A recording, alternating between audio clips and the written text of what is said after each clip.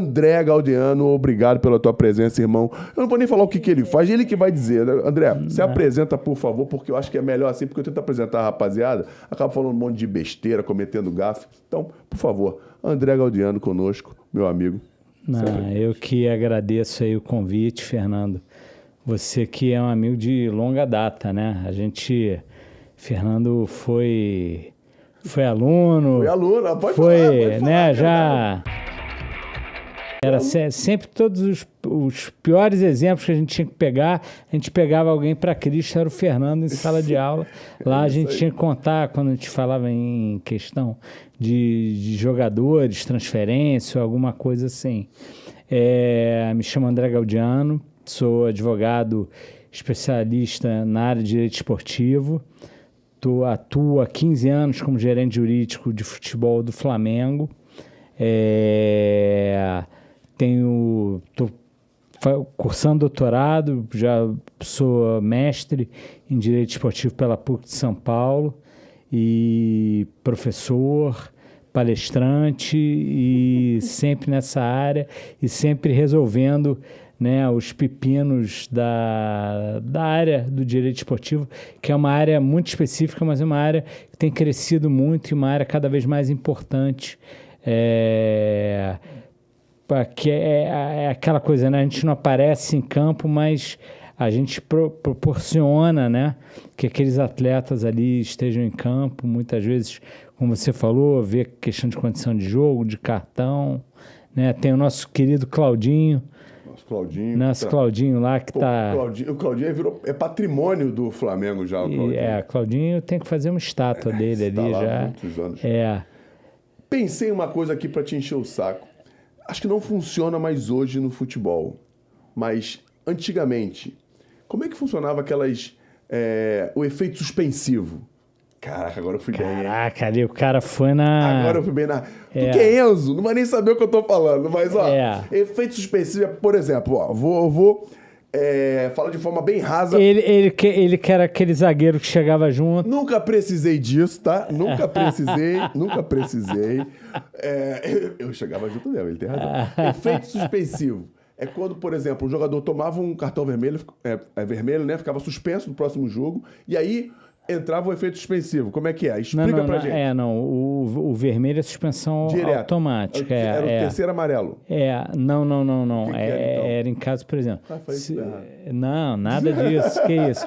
É porque assim, se você é expulso, né, ou se você comete algum ato de indisciplina, você é levado a julgamento no STJD. Sim. Né, ou TJD se for campeonato estadual.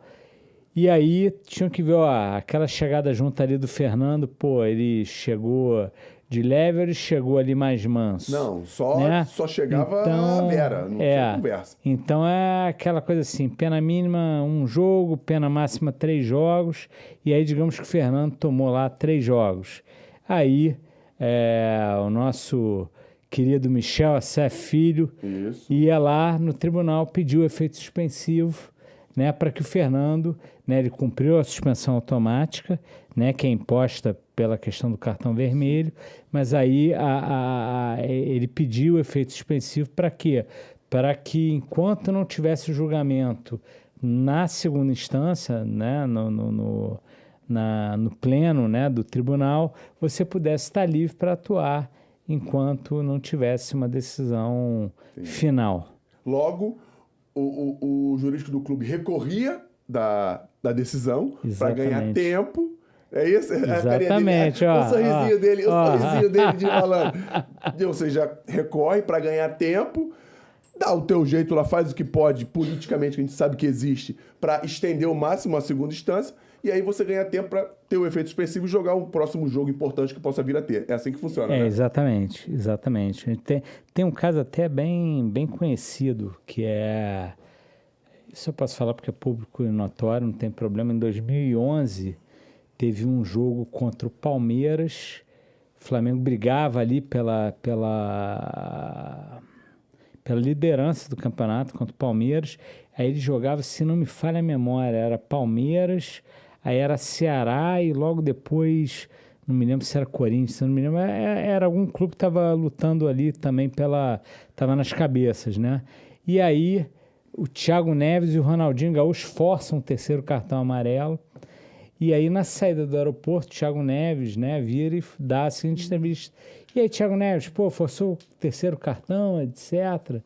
E aí o Thiago Neves, não, forcei mesmo, né? Porque assim, o Ceará é um time mais fácil. E aí, para poder ficar livre, então, assim, a gente forçou o terceiro cartão amarelo. Assim, eu estou falando de uma suspensão automática, mas que são recursos que acabam sendo usados. Aí o que aconteceu? O tribunal entrou com um processo contra o Ronaldo e contra o Thiago Neves,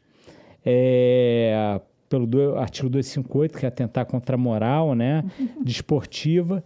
E aí eu me lembro que o Thiago Neves ficou nervoso, não queria ir no julgamento, etc. E aí, a época, era o Isaías assim, André, pô, você tem que levar, liga para o empresário dele.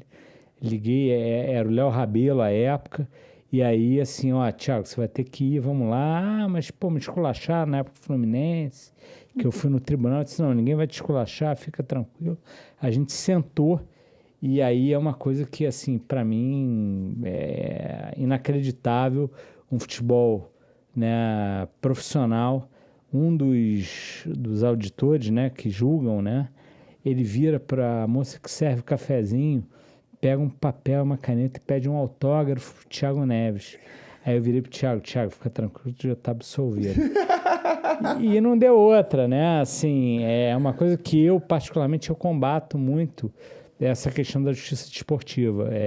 Foi até minha dissertação de mestrado na PUC de São Paulo. Eu critico muito a questão da justiça desportiva.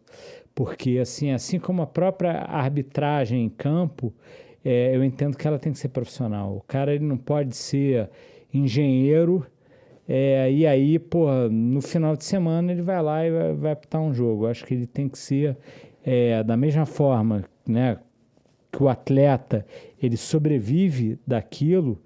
O auditor ele tem que ser remunerado, não tem que ser de forma gratuita. Tem muitas pessoas boas, né, como em todas as áreas, porém, assim, tem muito cara que está ali só para ganhar ingresso, tá perto dos jogadores, tá perto de jogador, aquela coisa. Cara, acho que já passou do tempo disso, né, André? Já passou do tempo de profissionalizar todo o ecossistema do futebol. Exatamente, e aí é uma crítica que eu faço bem forte, porque assim, o próprio tribunal, por exemplo, o STJD, o STJD é ligado à CBF, né? Uma coisa mas ele tem autonomia, né? Ele julga conforme ele quer. Mas quem é que paga toda a estrutura do tribunal do STJD é a CBF. Ele é autônomo, porém ele não é independente. Ele sobrevive, né? daquela questão. E aí, assim, não estou dizendo que ocorra isso, mas lá atrás a gente sabe que tiveram vários casos de pressão política e etc., para não punir. E, assim, isso hoje em dia já não é como já foi há alguns anos atrás, mas, assim, eu ainda acho negativo essa... Ainda existe um conflito de interesses. Exatamente, exatamente. Uma coisa meio desequilibrada em um âmbito que não podia ter desequilíbrio. Tinha que ser uma coisa bem clara, né? De aqui, ali e ali. Não tem? Não. Qual é a sua profissão? Não, eu sou auditor do Tribunal de Justiça. Sou remunerado para aquilo. Eu entendo, inclusive, até que tenha que haver uma rotatividade, porque... assim, quando ele é fixo ali, como ele acaba, a estabilidade cria a ociosidade, entendeu? Entendi, claro. Quando ele é estável ali, ele se acomoda e aí não gera talvez um estudo melhor, buscar o que está acontecendo, né, nos tribunais de outros locais. O cérebro quer conforto, né, cara? Exatamente. Você tá estabilizado já estou ganhando ali o meu, então... muitas vezes isso gera uma coisa que eu particularmente... Uma passividade que é um meio que você tem que estar se atualizando o tempo todo. O futebol está Claro. se modernizando, o direito esportivo está crescendo pra caramba. Com certeza. E a gente vê, por exemplo, a própria questão. Antigamente você acompanhava a questão de cartão amarelo em tabela. Hoje em dia não. A CBF, nesse aspecto, ela melhorou muito. Colocou um sistema automatizado, gestão web lá, onde você acompanha se o jogador tomou segundo, terceiro cartão amarelo, se foi expulso, se ele está apto ou não está apto a jogar a terceira Automaticamente partida. já está no site da CBF os jogadores que estão aptos ou não para o jogo? Num sistema interno Sistema próprio interno que os clubes só têm os clubes acesso. podem acessar. Cara, isso é muito legal. Eu não sabia. Porém, a Conmebol, ela publica antes de cada rodada da Libertadores ou da Sul-Americana uma lista de jogadores que não estão aptos a jogar por algum tipo de suspensão. Isso foi motivado por um caso até contra o Santos, se não me falha a memória, de um volante, Carlos Sanches. Sim, Carlos Sanches, eu sei que é esse jogador. Bom jogador uruguaio. Que ele não estava apto a jogar e aí o Santos colocou, não tinha, né? Era essa coisa meio de manda fax para lá, manda fax para cá para saber se tem ou não tem condição de jogo. Ele vinha de fora, né? Isso, e era aí, do River Plate, eu acho. E aí, assim, ele acabou jogando sem condição de jogo, entrou em campo e o Santos acabou eliminado. E aí, com isso, eles viram a necessidade. Toda mudança, ela vem de algum problema. De uma dor, né? Ela vem de uma dor, É exatamente. isso aí, vem para curar uma dor. E assim, a gente está falando de um esporte que movimenta cifras, né? Você chegou no ponto que eu queria.